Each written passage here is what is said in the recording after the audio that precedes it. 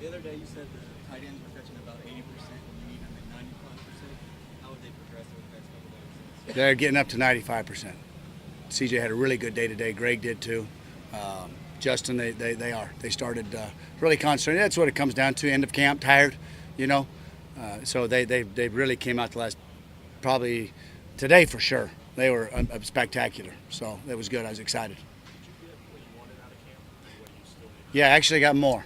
Got more in terms of the capacity of the install. These guys have done a great job of, as I talked about, they got to be a sponge, but we're really smart up front. I think those guys really know what to do, and they understand it.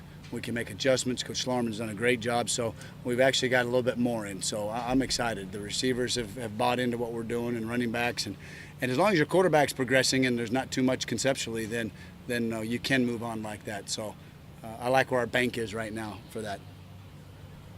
When you went back and looked at the scrimmage film, what did you see from the first team offense that maybe was lacking a little bit? You talked about how big things. We didn't throw and catch on third down.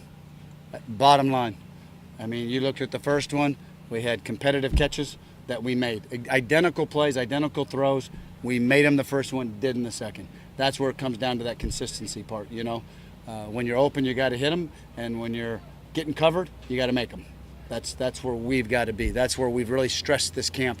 Making the competitive catches, the competitive throws, getting the ball down. We had a couple opportunities, the ball was high, you know, so it was just inconsistent. You were really excited yesterday when Benny got hit by the linebacker and he held onto the ball. Is that something that he does a lot, or what was it about that? Well, it wasn't that. It was about the reaction after he got hit. You know, sometimes kids get hit. It's football, you know, and we're going to protect our players and all that. And sometimes in the heat of the moment, that happens. And 2 weeks ago, Benny would have reacted differently. Here he got up like a grown man, jogged, did his deal, came back to the huddle. That's how you're supposed to act. And so that's what I was excited about. He can't put the ball on the ground. We don't talk about that. So he's going to do that. So that's what I was excited about, his actions. Have you narrowed down which true freshman you think might play?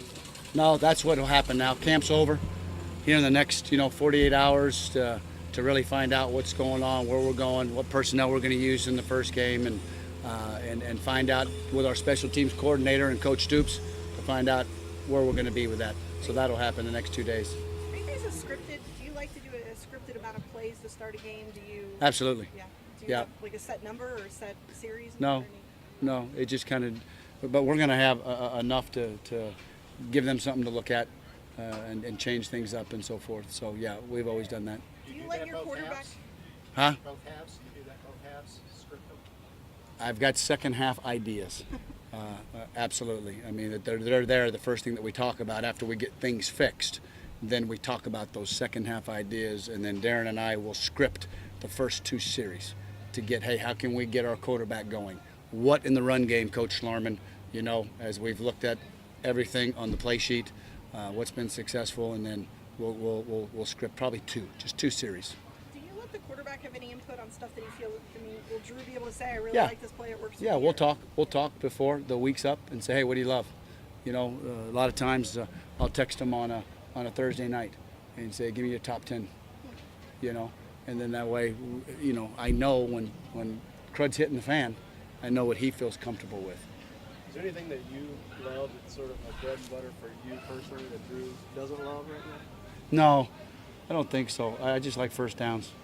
First downs and touchdowns. Take care of the ball. We've really stressed that. The one thing that in this league that I know is that you got to be balanced. We got to be able to run the ball. You got to be first down efficient. And we've got to stay on the field for our defense. And what we can't do is we've got to be able to either kick a field. Every possession ends with a kick. That's what we always talk about. Kick a PAT, kick a field goal, or punt. Keep our defense in it. Keep our special teams in it. We can't go out and lose it. And you do that by turnovers.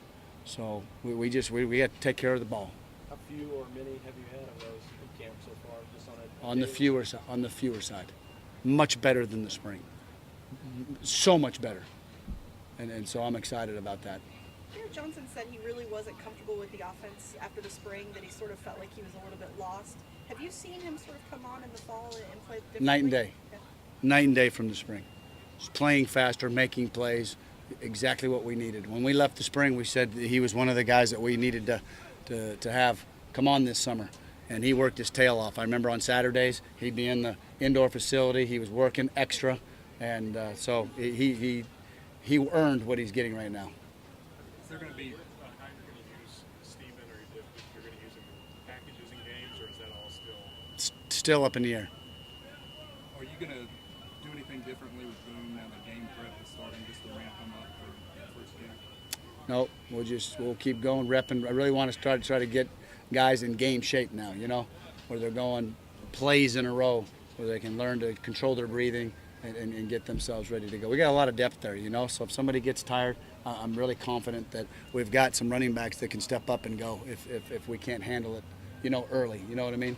I'm not sure it was supposed to happen, but Benny took a big shot yesterday in the part of practice we were watching. He bounced right back up Benny's nail. I mean, how tough of a guy is he? I love him right now. You know what I mean? For a freshman and some of the hits, and he's shown that he can have yards after contact. He's really far ahead for a true freshman. How much of your preparation is geared specifically toward Southern Miss this morning? Already been in it. I've been watching tons of film already. When we've been ahead, coaches allowed us with some great meeting time. The other day, we already have been walking through, doing what we need to do for them, getting a start in a nice introduction. So we're I think ahead, that way, which you should. It's your first game. And Any extra pressure in getting off to a good start? you know what? It doesn't matter who we're playing or what game it is. It's about winning. And you can't win them all unless you win the first one. And we want to win this first one. We want to get started off on the right foot. We're at home, and that's important. You want to get a win at home, and pressure is what you do on yourself. We got to go, coach. Get them ready to go, and hopefully they'll be prepared, and you'll see that. Do you have practice with wet ball or chasing with weather? Yes, absolutely. Eddie, you never have too much depth. Do you have a little more depth than maybe you thought you'd have when you started out in this? Yes, I think a little bit more. We got a decent two deep on the O-line. We've moved. John's done a nice job of moving guys around if you got an emergency situation. So we put some guys at center, some guys at tackle, and we've been able to do that at camp, which you have to do. And then, I think the receivers and running back core have really just pushed each other. I mean, now it's if somebody's not getting it done or they're not doing it the right way and they're not doing it our way, we can pull them. We can say, hey, you know what? If you don't want to do it this way, then we'll let another guy step up, and that's a good thing.